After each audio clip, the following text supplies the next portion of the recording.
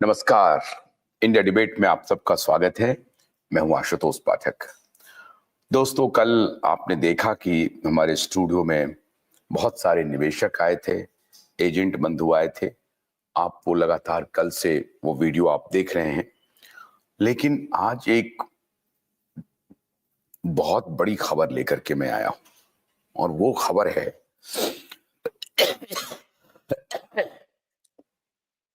क्या देश में इतना बड़ा स्कैम हो रहा है, इतना बड़ा स्कैम, और किसी को कोई जानकारी नहीं है। क्या ये संभव है? किसके इशारे पर हो रहा है? कौन इस स्कैम को आगे बढ़ा रहा है? और कल जब हमारे साथ हमारे स्टूडियो में निवेशक बंधु आए, एजेंट बंधु आए, उन्होंने जो मुझे डिटेल दिखाए, उससे मैं हैरान हूं, हतप्रभ हूं। आपको मैं वो सारे तस्वीर दिखा रहा हूं। जरा प्रभात आप दिखाइए कि इस देश में क्या हो रहा है। और कल जो मैंने आपको दिया होगा, नहीं, आपको आपको जो री इन्वेस्टमेंट का जो डेटा है, रघुराम जी ने भेजा होगा, आप उनसे लीजिए फोन करके।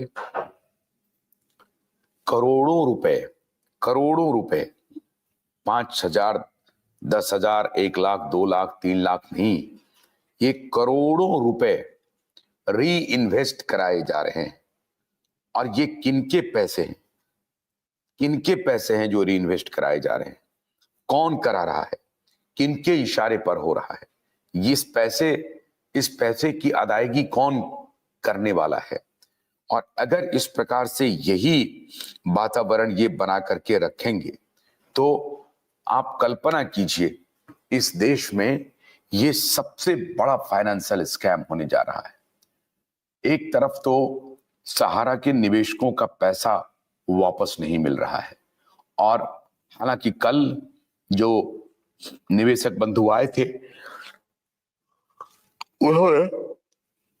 उन्होंने कहा कि उनकी जो सीआरसी में बात हुई है, उन्होंने कहा कि हम अपने तरफ से पूरी कोशिश कर रहे हैं पैसे लौटाने की, लेकिन सहारा प्रबंधन झूठ का कारोबार कर रही है, और सहारा प्रबंधन जानबूझ करके हमारे पास डिस्टॉर्टेड फैक्ट्स भेज रही है, और उसकी वजह से डिफिशियंसी आ रहा है। हम पैसा लौटाना चाह रहे हैं, और अब तो हम 50-50 हजार रुपए तक लौटा रहे हैं। और इसकी पुष्टि आप सबने कल की कि हाँ, 1,000 में 500 लोगों में किसी को 50-50 हजार रुपए आ रहे हैं, या जिनके 9,000 रुपए, 10,000 रुपए आ गए हैं, और उनका कोई और 30,000, 40,000 बचा हुआ है, तो उनको 40,000 रुपए उनके अकाउंट में ट्रांसफर हो रहे हैं। इस प्रकार से किसी को 50,000, किसी को 40,000, किसी को 39,000, किसी को 30,000, लोगों को पैसे 10,000 से अधिक ट्रांसफर हो रहे हैं।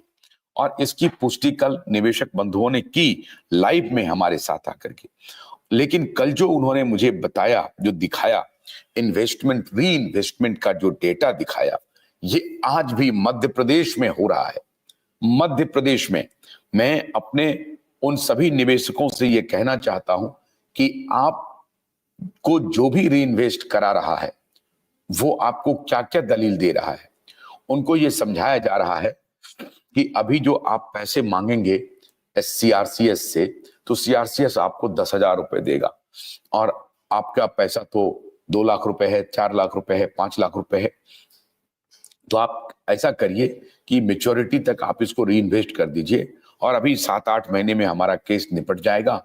उसके बाद तो हम आपको विथ इंटरेस्ट पैसा दे देंगे, और फिर से उसको री इन्वेस्ट कराया जा रहा है।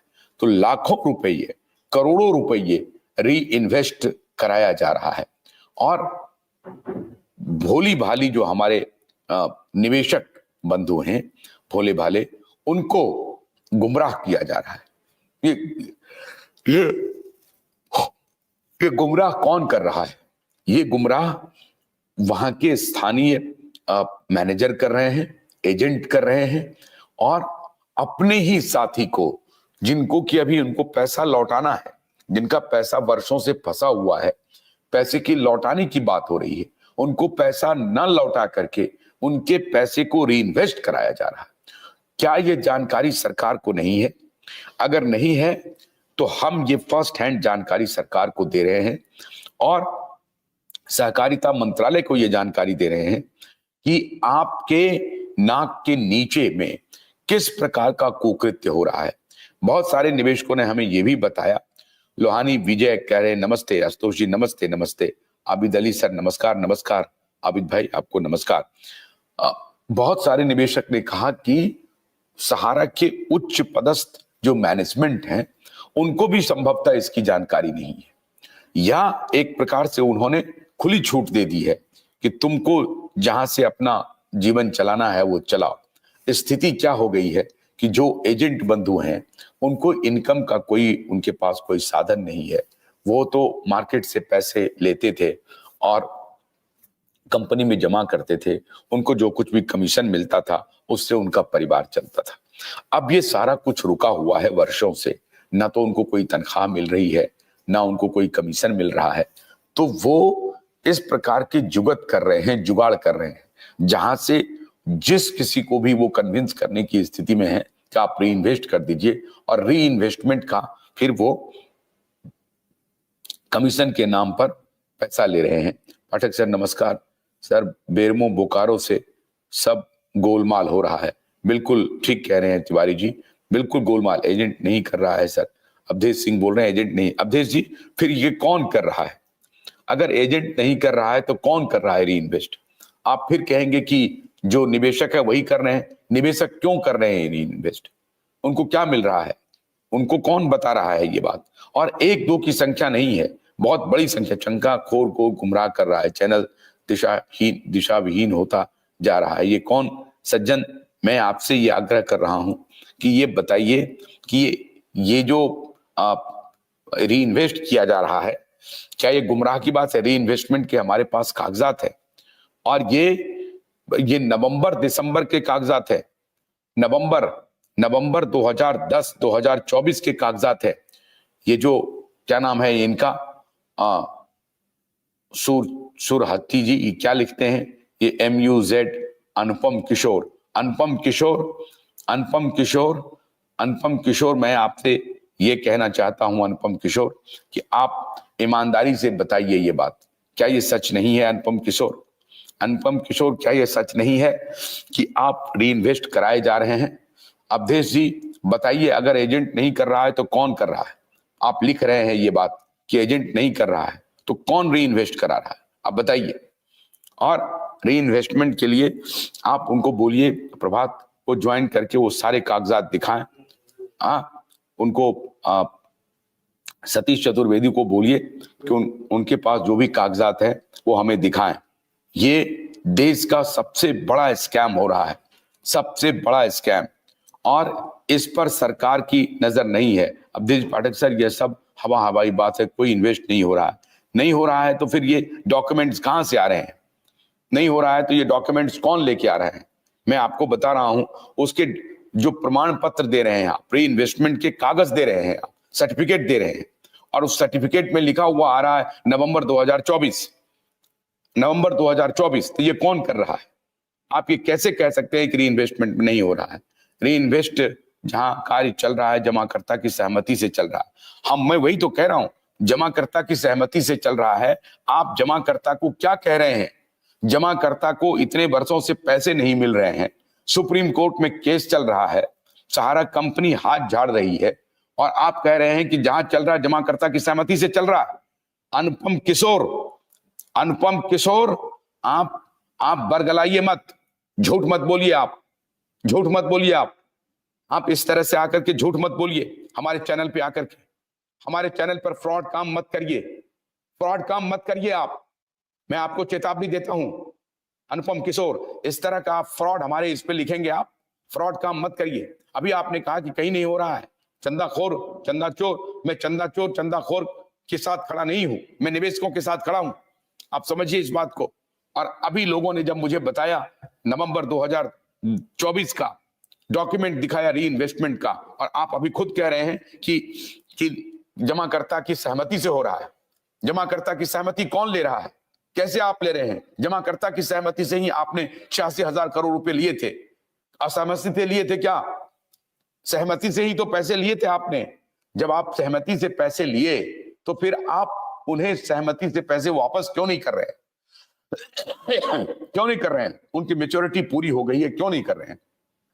फिर आप बहाना बना रहे हैं कि सुप्रीम कोर्ट में केस चल रहा है, फलाने जगह केस चल रहा है, वहां केस चल रहा है, एम्बार्गो लगा हुआ है, वहां पर आप, वहां सहमति की जरूरत नहीं है आपको, लेकिन जमा करवाने के लिए, री इन्वेस्ट कराने के लिए आपको सहमति मिल रही है जमाकर्ता की। इस तरह से झूठ मत बोलिए। कृपा करके ऐसे निवेशकों के साथ खड़े होइए, उनके दर्द को समझिए। मैं कोई दुश्मन नहीं हूं किसी कंपनी का, मैं उनके साथ आज भी खड़ा हूं, लेकिन उन्होंने बर्ताव ठीक नहीं किया है, और अब तो वो बिल्कुल ठीक नहीं कर रहे हैं, बर्ताव बिल्कुल ठीक नहीं कर रहे हैं। सीआरसीएस में जो लोग कल गए थे, उनको लोगों ने बताया कि मैं पैसे देने के लिए यहां बैठा हुआ हूं, लेकिन सहारा कंपनी हमें डिटेल नहीं दे रही है। 1 का 3, 3 का 6, 6 का 10, इस तरह से उनका खेल चल रहा है। सारे डॉक्यूमेंट्स में गड़बड़ियां हैं और उसकी वजह से डिफिशियंसी आ रही है। तो जिनको किसी तरीके से आप खुद कह रहे हैं कि 99% डिफिशियंसी है, आप बताइए कि आप जितने निवेशक बंधु हैं, आप बताइए हमको, ईमानदारी से बताइए कि क्या डिफिशियंसी नहीं आई पोर्टल पे? 1400 करोड़ रुपए का भुगतान अभी तक हुआ है, 1400 करोड़ रुपए का। अगर यही रफ्तार रहा तो ये कब तक चलेगा?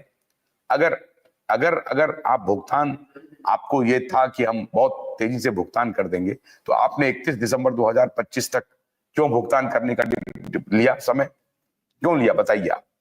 कहां तो 9 महीने में सारे भुगतान करने थे, वो भी 5,000 करोड़ रुपया, 5,000 करोड़ रुपया डिमांड है, 86,000 करोड़ रुपए का। 5,000 करोड़ रुपए का भुगतान आपको 9 महीने में करने थे। अब 9 महीना तो छोड़ दीजिए, 1.5 साल बीत चुका है। अब आप अगला 31 दिसंबर 2025 की तारीख हमने ली है या सरकार ने ली है? किससे ली है? सुप्रीम कोर्ट से ली है। क्यों ली है? क्यों ली है बताइए आप किशोर जी बताइए। आप कुछ भी लिख करके यहां पर चले जाएंगे, चंदाखोर चंदा चोर, चंदाखोर चंदा चोर, आप यही सब काम करते रहेंगे। आज वही चंदा चोर चंदाखोर आपकी लड़ाई लड़ रहे हैं,